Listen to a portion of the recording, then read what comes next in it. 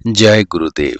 परम प्रेम रूपा भक्ति ईश्वरीय शक्ति, जिसे भक्ति मार्ग में अल्लाहदनी शक्ति कहा जाता है, के अंतर्मुखी जागृत होने पर साधक को उसकी अनुभूति होने लगती है। इस अनुभूति के पश्चात साधक शक्ति की उन क्रियाओं को आश्चर्यचकित होकर देखता रहता है। उसे ये भी समझ आ जाती है कि अभी तक वह जगत के विषयों और भोगों में ही आनंद एवं सौंदर्य की कल्पना कर रहा था। अंतर शक्ति के आनंद जगत में आनंद से अत्यधिक विशाल है। साधक के समक्ष ये बात भी स्पष्ट हो जाती है। उसके कुछ नहीं करने पर भी कुछ घटित हो सकता है जिसकी वह कल्पना भी नहीं कर पाता था। उसका शरीर तो आधार मात्र है या माध्यम अथवा यंत्र तब ही रह जाता है। तब क्रिया करने वाली शक्ति इस आधार से भिन्न प्रत्यक्ष अनुभव होती है। तब साधक के हृदय में अपने ही अंतर में जागृत शक्ति अथवा ईश्वरीय शक्ति के प्रति स्वाभाविक ही प्रेम का भाव जागृत हो उठता है। हृदय में जागृत प्रेम अथवा अनुराग को नारद कथित परम प्रेम रूपा भक्ति अथवा महर्षि शांडिल्य के अनुसार प्राणुरुक्ति एवं श्रीमद् भगवत गीता में वर्णित पराभक्ति कहा जाता है। यहाँ यह प्रश्न उपस्थित होता है कि सूत्रकार सदैव ही एक एक अक्षर तथा एक एक मात्रा की यथासंभव बचत करना चाहते हैं। तब यहाँ पर नारद जी ने प्रेम से पूर्व परम क्यों जोड़ दिया? इसमें कुछ न कुछ रहस्य अवश्य होगा। परम अथवा परा का अर्थ है परे, माया से परे, जगत से परे। अर्थात परम प्रेम में जगत का समावेश नहीं होता। जगत की ओर से पूर्ण वैराग्य होता है। जगत की इच्छाएं, कामनाएं, वासनाएं विलीन हो जाती हैं। परम प्रेम शुद्ध आध्यात्मिक प्रेम होता है, जो भक्त ईश्वर से कुछ मांगता नहीं अपितु अपना सर्वसम ईश्वर को अर्पण करता चला जाता है। यहाँ तक कि अपना शरीर, मन, बुद्धि, अहंकार इत्यादि भी भवदर्पण कर देता है। इसी को षष्टांग प्रणाम कहते हैं। अर्थात पृथ्वी, जल, अग्नि, वायु, आकाश तथा मन, बुद्धि, अहंकार, ये आठों अहम भगवान को समर्पित कर देता है। तब साधक के मन में केवल भगवान का प्रेम अथवा भगवान की सेवा ही शेष रह जाती है। जैसे जैसे उसके चित्त में प्रेम बढ़ता जाता है, वैसे ही वैसे जगत की ओर से वैराग्य परिपक्व होता जाता है। ऐसी अवस्था में भगत और भगवान आमने सामने होते हैं। भगवान के प्रति प्रेम बढ़ता जाता है। जब मन में परम प्रेम का भाव पूर्णतः ग्रहण करता है तब एवं जगत की ओर से पर वैराग्य का भाव उदय हो जाता है। तब जगत अथवा माया का आवरण हट जाता है। जगत कर्तव्य कर्म के लिए क्षेत्र मात्र रह जाता है। नारद वर्णित भक्ति वास्तव में अन्य प्रेम है। अर्थात मन में अपने प्रियतम को छोड़कर अन्य किसी और आकर्षित नहीं होता।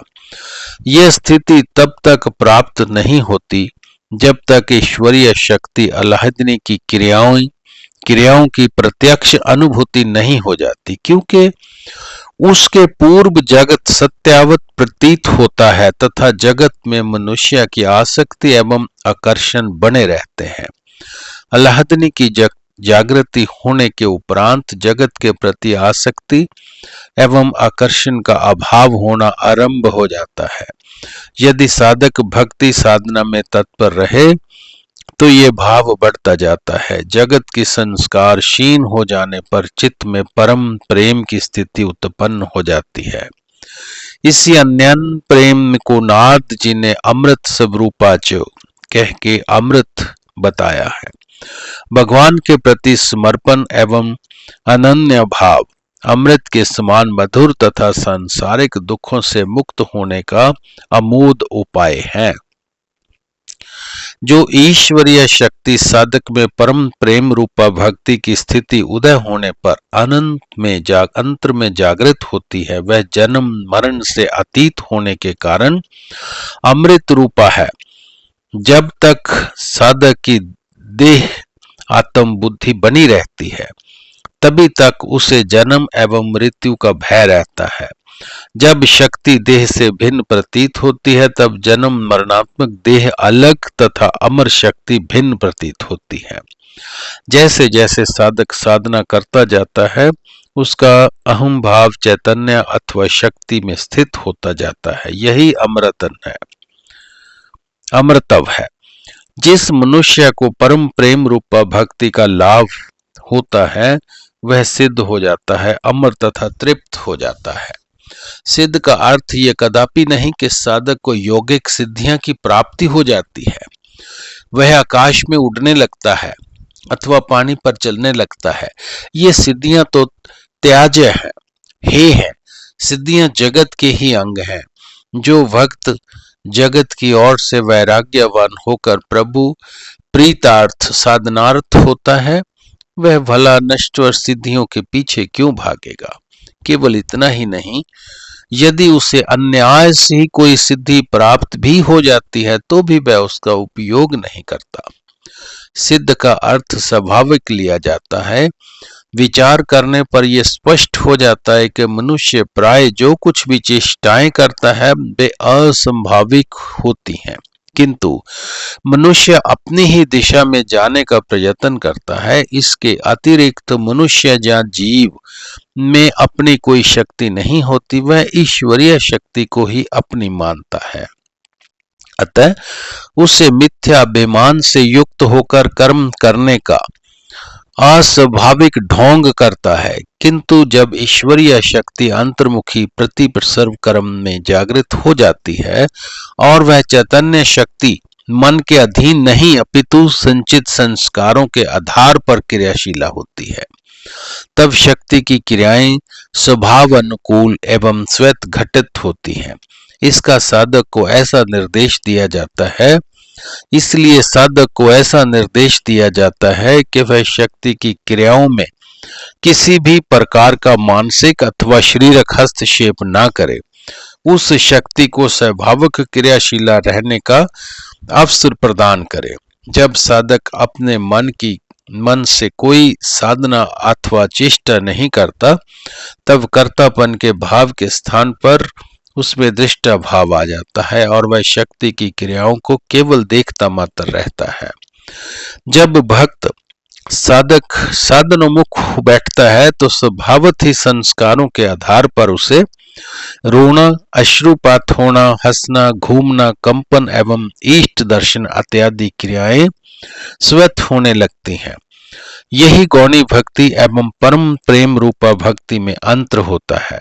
यहाँ एक और गौणी भक्ति का साधक कर्तव्याभिमान युक्त बाह्य साधना करता है, वही परम प्रेम रूपा भक्ति प्राप्त आंतरिक शक्ति से अभिभूत साधक की बाह्य शारीरिक क्रियाएं अंतर से बाहर की ओर स्वयं प्रकट होती हैं। यह सभी क्रिया कौशल केवल संस्कारों को क्षीण कर चित्त को शुद्ध करने के लिए ही होता है। स्वाभाविकता, कर्तव्य अभिमान का गलित होना, दृष्टा भाव का उदय होना, ये सभी स्वयं सिद्ध क्रियाएं अल्लाहतीनी शक्ति, जिसे योगियों ने कुंडलिनी कहा है, कि अंतर्मुखी जागृत होने पर ही संभव होती हैं। वर्तमान युग में गौणी भक्ति को भी भक्ति का रूप देकर प्रचारित किया जाता है तथा उसे सरलतम साधन बताया जाता है, किंतु हमारे विचार में जब तक मनुष्य को कुछ भी प्रयत्न पूर्वक करने की आवश्यकता बनी रहती है, तब तक उसका साधन स्वाभाविक नहीं होता। वह ईश्वर की कल्पना करता है एवं उसके प्रति काल्पनिक समर्पण करने का मिथ्याभिमान एवं प्रदर्शन करता रहता है। इसी प्रकार जो ईश्वरीय शक्ति साधक में अंतर्मुखी जागृत होती है, वह मृत्यु, भय का लोभ, मोह इत्यादि के संस्कारों को क्षीण कर चित्त पर पड़े माया के आवरण को उतारती जाती है और साधक की स्थिति आत्मा में स्थापित करने की ओर अग्रसर होती है। आत्मा अजर, अमर, अपरिवर्तनशील एवं नित्यानंद स्वरूप है, जबकि शरीर मिथ्या विनाशील है। अतः शक्ति का स्वरूप होने के कारण ही अमृतत्व प्राप्ति के साधन रत परम प्रेम रूपा भक्ति के संबंध में अमृतो भक्ति अर्थात भगत अमर रता को प्राप्त होता है कहा गया है। जब तक अल्लाहदनी शक्ति की अंतर्मुखी जागृति नहीं होती, तब तक साधक को संतोष नहीं होता। वह महात्मा गुरु सिद्धांत मंत्र एवं इष्ट बदलता रहता है। शक्ति जागृत होने पर भगत के मन का असंतोष तृप्ति में बदल जाता है तथा साधक विश्वास युक्त होकर अपनी साधना में दत्तचित्त तामन्य हो जाता है। कई लोग शक्ति की जागृति होने पर एकदम उच्च परिणामों की आशाएं लगाते हैं और कई लोग तो समाधि होने तक की बातें करते हैं, किंतु वे भ्रांतिवश ही ऐसा करते हैं। शक्ति जागृति की अवस्था साधना की अंतिम अवस्था न होकर केवल प्रारंभ मात्र है।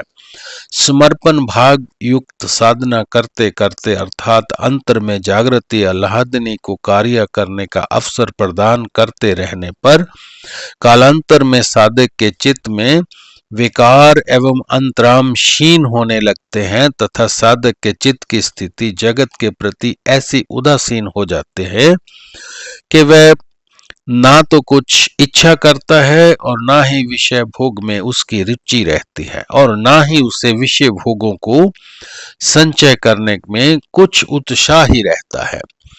शक्ति की क्रियाओं के फलस्वरूप साधक के चित्त में संचित संस्कार और वासनाएं क्रियाओं के माध्यम से क्षीण हो जाती हैं। चित्त में से अहंकार, विषय भोग के प्रति बल का प्रयोग, दर्प, काम, क्रोध एवं संचय वृत्ति इत्यादि सब जलकर भस्म हो जाते हैं। तब चित्त की स्थिति ममता रहित एवं शांत हो जाती है। उसका चित्त भगवान का भजन करने योग्य हो जाता है।